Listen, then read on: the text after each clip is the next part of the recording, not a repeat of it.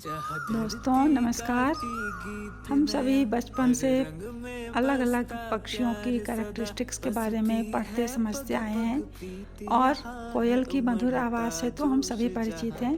तो आज हम इसी चतुर चालाक कोयल की बात करेंगे, जिसकी आवाज़ से हम सभी परिचित हैं और जिसकी आवाज़ मंत्रमुग्ध कर देती है।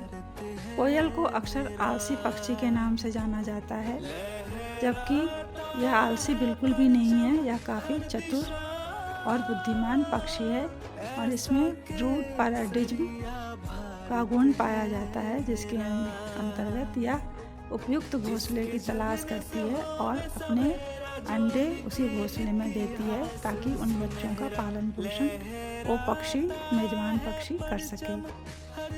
जब मेजबान पक्षी दूर होती है तो कोयल घोंसले से एक अंडा निकाल लेती है या खा जाती है और फिर अपने अंडे देती है, जो रंग और पैटर्न में मेजबान के अंडों से काफ़ी मिलता जुलता है। मेजबान पक्षी अनजाने में कोयल के अंडों को सेता है और पालन पोषण करता है। यह आलसी बिल्कुल नहीं होती, बल्कि इसके पास यह प्रकृति प्रदत्त गुण है, जिसके कारण यह अपने अंडे मिलते जुलते अंडों के साथ पालने को देती है या दूसरे पक्षी उस अंडों को सेते हैं और पालते हैं, जैसे कौवे और उनसे मिलते जुलते। कुछ ही हफ्तों के भीतर कोयल का बच्चा अपने पालक माता पिता से बड़ा हो जाता है और वह उड़ जाता है मेजबान पक्षी के घोंसले को छोड़कर। यदि कोयल गलत घोंसले में अंडा देती है तो मेजबान पक्षी अंडे को स्वीकार कर उसे पालने से इनकार कर देता है।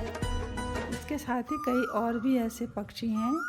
एक कुकू कैटफिश भी है, जो दूसरे घोंसले में दूसरे के सिर्फ मछलियों से पालने को अपने अंडे देती है। यह प्रकृति का दिया हुआ गुण है। यह फैमिली कुकुलिडी से संबंध रखती है। इसे इंडिया में कोयल के नाम से जाना जाता है और यह अपने मेलोडियस वॉइस के कारण काफ़ी फेमस है। और cuckoos are known for its brood parasitism. यह इनकी डिपेंडेंसी है कि यह अपने बच्चे दूसरे के घोंसले में देती है और वह मेजबान पक्षी उस अंडों को अपने अंडों की भांति सेता है और पालता पोषता है। यदि अगर वह पहचान लेने में सक्षम है तो फिर वह उसे एक्सेप्ट नहीं करता।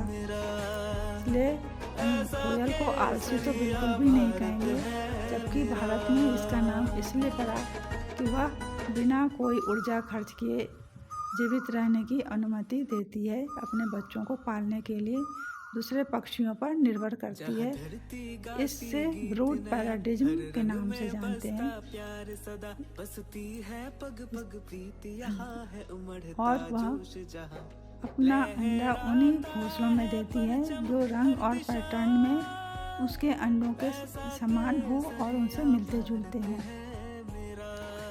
कोयल आलसी तो बिल्कुल भी नहीं होती। यह जीवित रहने के अपने तरीके से बुद्धिमान होती है। पालक माता पिता को यह एहसास किए बिना वह उनके अंडों को उनके चूजों को धक्का देता है, कोयल का चूजा, ताकि वह ज़्यादा से ज़्यादा खाना खा सके, उसे खाना मिल सके। यह विकासवादी अनुकूलन कोयल के जीवित रहने की संभावनाओं को बढ़ाता है।